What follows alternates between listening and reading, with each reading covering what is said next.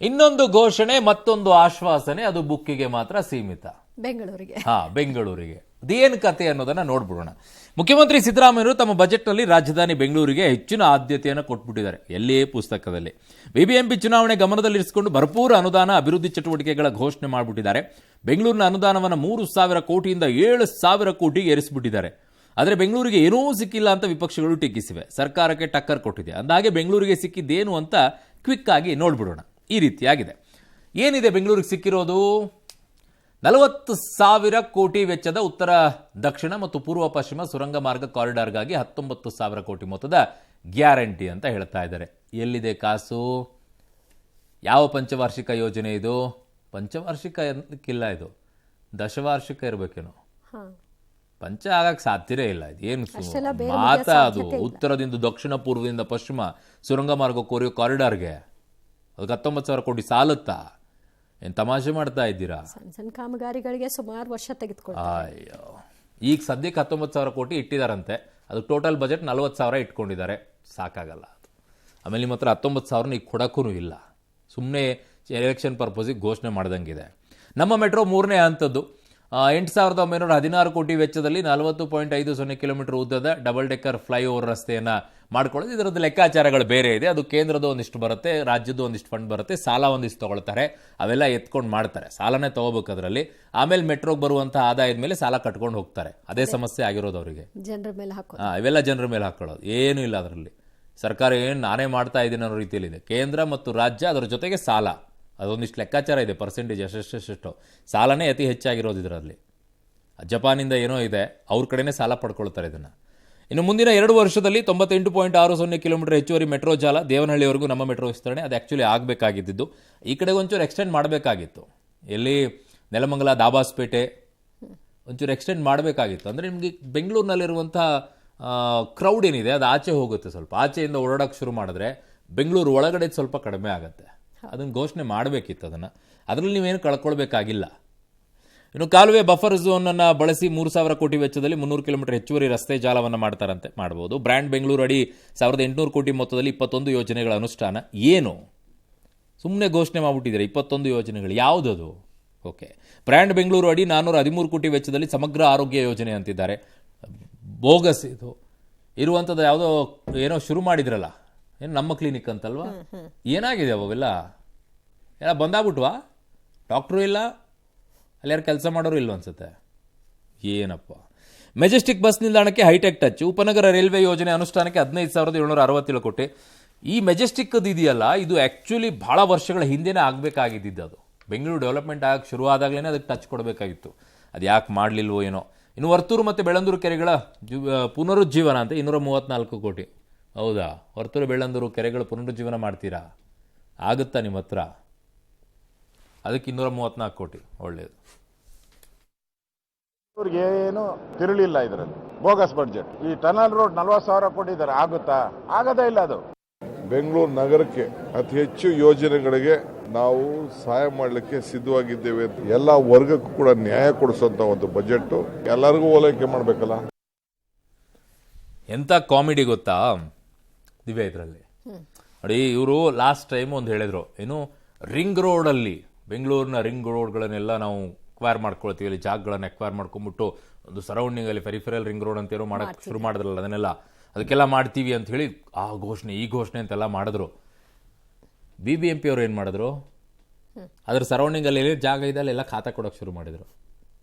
ಯಾಕೆ ಬೋಗಸ್ ಇವರೆಲ್ಲ ಘೋಷಣೆ ಮಾಡೋದು ಅನ್ನೋದಕ್ಕೆ ಇದೇ ಸಾಕ್ಷಿ. ಇವ್ರು ಒಂದು ಹೇಳ್ತಾರೆ, ಅದಾದ್ ಪಿರಿಯೋದಿಲ್ಲ. ಆ ಇಲಾಖೆಗೆ ಲಿಂಕೇ ಇಲ್ಲ. BBMP ಅವ್ರು ಹೋಗ್ಬಿಟ್ಟು ಅಲ್ಲಿ ಖಾತೆ ಮಾಡಿಕೊಡ್ತಾರೆ. ಇವ್ರು ಹೋಗ್ಬಿಟ್ಟು ನಾವು ಅಲ್ಲಿ ರಿಂಗ್ ರೋಡ್ ಮಾಡ್ತೀವಿ ಅಂತ ಹೇಳ್ತಾರೆ. ಎಲ್ಲಿದೆ? ಯಾವ ಲೆಕ್ಕ ಇದೆ? ನಂಬರ್ಸ್. ಆ ನಂಬರ್ಸ್ಗಳು ಕೇವಲ ಪುಸ್ತಕದಲ್ಲಿ. ಅಷ್ಟು 1,000 ಕೋಟಿ, 200 ಕೋಟಿ, 300 ಕೋಟಿ, 1,000 ಕೋಟಿ, 10,000, 8,000 ಘೋಷಣೆ ಮಾಡೋದ್ರಲ್ಲಿ ಏನಿದೆ? 8,000 ಆದಾಯ ಕೊಡ್ತಾ ಇರೋ ಬೆಂಗಳೂರಿಗೆ ಏನ್ ಕೊಟ್ಟರು ಅಂತ ತೋರಿಸ್ಕೋಬೇಕಲ್ಲ. ಮಣ್ಣು ಇದೆ ಪುಸ್ತಕದಲ್ಲಿ, ಕಾರೂಪದಲ್ಲಿ ತೋರಿಸಿ. ಏನಾಯ್ತದ ರಿಂಗ್ ರೋಡು? ಎಲ್ಲೋಯ್ತು ಕಾಸು? ಏನೋ ಘೋಷಣೆ ಮಾಡಿದ್ರಲ್ಲ, BBMP ಆಗಿ ಹೋಗಿ ಖಾತಾ ಎಲ್ಲ ಕೊಡ್ತಲ್ಲಿ. ಯಾರೂ ಉತ್ತರ ಕೊಡಲ್ಲ ಇದಕ್ಕೆ. ಘೋಷಣೆ ಮಾತ್ರ ಚೆನ್ನಾಗಿರ್ತವೆ, ಒಳ್ಳೊಳ್ಳೆ ಘೋಷಣೆಗಳೇ. ಇನ್ನು ಸಿದ್ದರಾಮಯ್ಯ ಬಜೆಟ್ನಲ್ಲಿ ಬೆಂಗಳೂರು ಹೊರತುಪಡಿಸಿ ಉಳಿದ ಜಿಲ್ಲೆಗಳಿಗೆ ಸಿಕ್ಕಿದ್ದೇನು ಅನ್ನೋದನ್ನ ನೋಡೋಣ. ಮೈಸೂರಿನಲ್ಲಿ ಫಿಲ್ಮ್ ಸಿಟಿ ನಿರ್ಮಾಣಕ್ಕೆ ಈಗ ಅವ್ರು ಚಾಲನೆ ಕೊಡ್ತಾರಂತೆ. ದಶಕಗಳ ಬೇಡಿಕೆ ಇದು. ಬೇರೆ ಬೇರೆ ರಾಜ್ಯಗಳಿಗೆ ಹೋಗಿ ಚಿತ್ರೀಕರಣ ಮಾಡ್ಕೊಂಡು ಬರ್ತಾ ಇದ್ರು. ಇಲ್ಲೇ ಒಂದು ಅವಕಾಶ ಮಾಡಿಕೊಡಿ ಅಂತ ಕೇಳಿದ್ದಾರೆ. ಆದರೆ 150 ಎಕರೆ ಜಾಗವನ್ನು ಮೀಸಲಿರಿಸಿದ್ದಾರೆ. ಇಷ್ಟು ಸಾಕಾ ಅನ್ನುವಂಥ ಪ್ರಶ್ನೆ ಎದ್ದಿದೆ. ಯಾಕಂದರೆ ಹೈದರಾಬಾದ್ನಲ್ಲಿರುವಂತಹ ಒಂದು ಏನಿದೆ ಫಿಲ್ಮ್ ಸಿಟಿ, ಅದು 1600 ಎಕರೆ ಜಾಗದಲ್ಲಿರೋದು. ಇಲ್ಲಿ 150 ಎಕರೆಯಲ್ಲಿ ಎಲ್ಲ ಆಗುತ್ತೆ ಅಂತ. ಬಟ್ ಏನೋ ಮಾಡ್ತಿದ್ದಾರಲ್ಲ ಅಂತ ಖುಷಿ ಪಡಬೇಕು. ಯಾಕಂದರೆ ದಶಕದ ಒಂದು ಕನಸದು. ಮತ್ತು ಅದಕ್ಕೆ 500 ಕೋಟಿ ಮೀಸಲಿಟ್ಟಿದ್ದಾರೆ. ಮೈಸೂರಿನಲ್ಲಿ startup park, Mysuru airport runway ವಿಸ್ತರಣೆಗೆ ಭೂಸ್ವಾಧೀನಕ್ಕೆ 319 ಕೋಟಿ, ಮೈಸೂರಿನಲ್ಲಿ ಖೋಖೋ ಮತ್ತು ಕುಸ್ತಿ ವಾಲಿಬಾಲ್ ಅಕಾಡೆಮಿ, ಮೈಸೂರಿನಲ್ಲಿ ಮತ್ತು ಕಲಬುರಗಿಯಲ್ಲಿ ನಿಮಾನ್ಸ್ ಮಾದರಿಯ ಸಂಸ್ಥೆ. ಇದನ್ನ ಕಳೆದ ಡಿಸೆಂಬರ್ನಲ್ಲೇ ಸಿಎಂ ಘೋಷಣೆ ಮಾಡಿದ್ರು. ಆಗ ಮೈಸೂರಿಗೂ ತರ್ತೀವಿ ಅಂತ ಹೇಳಿದ್ರು. ಅದನ್ನು ಮಾಡಿದ್ದಾರೆ. ಬಟ್ ಈ ಮಧುಮೇಹ ಪತ್ತೆ ಸೆಂಟರ್ನು ಕೂಡ ಮಾಡ್ತೀವಿ ಅಂದಿದ್ರು. ಅದರ ಬಗ್ಗೆ ಇಲ್ಲಿ ಮಾತೇ ಇಲ್ಲ. ಇನ್ನು ಕೊಪ್ಪಳದಲ್ಲಿ ಮಲ್ಟಿ ಸ್ಪೆಷಾಲಿಟಿ ಆಸ್ಪತ್ರೆ ಅಂತೆ. ಮಾಡ್ತೀರಾ, ಬೇಕಾಗುವಂತಹ ಸಿಬ್ಬಂದಿಗಳ ಕೊರತೆ ಏನಿರುತ್ತಲ್ಲ ಅದನ್ನು ನೀಗಿಸಬೇಕು, ಬರೀ ಮಾಡ್ಕೊಂಡು ಹೋಗೋದಲ್ಲ. ರಾಯಚೂರಿನಲ್ಲಿ ಕಿದ್ವಾಯಿ ಆಸ್ಪತ್ರೆ, ಪುತ್ತೂರಿನಲ್ಲಿ ಹೊಸ ಮೆಡಿಕಲ್ ಕಾಲೇಜು, ಚಿಂತಾಮಣಿ ತಾಲೂಕಿನಲ್ಲಿ ವಿಟಿಯು ಕಾಲೇಜು, ಗದಗ ಜಿಲ್ಲೆ ಡಂಬಳದಲ್ಲಿ ತೋಟಗಾರಿಕಾ ಕಾಲೇಜು, ಮಂಗಳೂರಿನಲ್ಲಿ ವಾಟರ್ ಮೆಟ್ರೋ ಮತ್ತು ಕ್ರೂಸ್, ಬೆಂಗಳೂರು ವಲಯದಲ್ಲಿ ಇವಿ ಕ್ಲಸ್ಟರ್ 25 ಕೋಟಿ ಅದಕ್ಕೆ, ಅದನ್ನು ಉತ್ತೇಜನ ನೀಡೋಕೆ ಮತ್ತು ಬಳಕೆ ಆಗಲಿ ಅನ್ನೋ ಕಾರಣಕ್ಕೆ. ಇನ್ನು ಕಲಬುರಗಿಯಲ್ಲಿ ತಾಯಿ ಮಕ್ಕಳ ಆಸ್ಪತ್ರೆ, ಮಿತ್ರ ಜವಳಿ ಪಾರ್ಕು, ಕಾರ್ಕಳ, ರಾಣೆಬೆನ್ನೂರು, ರಾಯಚೂರು, ಕಡೂರಿನಲ್ಲಿ ಜವಳಿ ಪಾರ್ಕ್, ತುಮಕೂರಿನಲ್ಲಿ ಜಪಾನೀಸ್ ಇಂಡಸ್ಟ್ರಿಯಲ್ ಪಾರ್ಕ್ ಅಂತೆ. ಇನ್ನು ಚಿಕ್ಕಬಳ್ಳಾಪುರದಲ್ಲಿ ಹೈಟೆಕ್ ಹೂವಿನ ಮಾರುಕಟ್ಟೆ. ನಿನ್ನೆಷ್ಟೇ ಸುಧಾಕರ್ ಅವರು ಹೇಳ್ತಿದ್ರು ಏನೂ ಕೊಟ್ಟಿಲ್ಲ ಅಂತ. ಈಗ ಸಮಾಧಾನನ ಗೊತ್ತಿಲ್ಲ. ಕೆಜಿಎಫ್ನಲ್ಲಿ ರೈತರ ಆಧುನಿಕ ಮಾರುಕಟ್ಟೆ. ಇದೆಷ್ಟು ಕೂಡ ಇತರೆ ಜಿಲ್ಲೆಗಳಿಗೆ ಏನು ಕೊಟ್ಟಿದ್ದಾರೆ ಅನ್ನೋದು ಬಜೆಟ್ನಲ್ಲಿ. ಇದು ಒಂದು ಪುಂಗಿನೇ ಯಾವುದು ಈ ಹೈಟೆಕ್ ಅಲ್ಲ, ಫಿಲ್ಮ್ ಸಿಟಿಗೆ. ಆ ಹೈಟೆಕ್ ಬಿಡಿ, ಆದಂತೂ ಆಸ್ಪತ್ರೆಗಳ ಕತೆ ಅಯ್ಯೋ. ಪ್ರಾಥಮಿಕ ಆರೋಗ್ಯ ಕೇಂದ್ರ, ತಾಲೂಕು ಆಸ್ಪತ್ರೆ, ಜಿಲ್ಲಾ ಆಸ್ಪತ್ರೆಗಳು, ಅದರ ನಂತರ ಇನ್ನೊಂದಿಷ್ಟು ಆಸ್ಪತ್ರೆಗಳು ಅಂತೆಲ್ಲ ಮಾಡ್ತಾರೆ. ಅವೇ ರೋಗಗ್ರಸ್ತ ಆಗಿರ್ತವೆ. ಅವೆಲ್ಲ ಅಮೌಂಟ್ ಅದಕ್ಕೆ ಸುರಿಯೋ ಬದಲಾಗಿ ಒಂದು ತಾಲೂಕಿಗೆ ಒಂದೇ ಸೂಪರ್ ಆಗಿರುವಂತ ಒಂದು ಆಸ್ಪತ್ರೆ ಕೊಟ್ಬಿಟ್ರಿದ್ದಿದ್ರೆ ಎಷ್ಟು ಚೆನ್ನಾಗಿರೋದು ಪಾಪ ಆಯಾ ತಾಲೂಕುಗಳಲ್ಲಿರುವಂಥ ಜನರಿಗೆ. ನಮ್ಮ ಕ್ಲಿನಿಕ್ ಅಂತ ಎಲ್ಲೆಲ್ಲೋ ಮಾಡ್ತಾರೆ.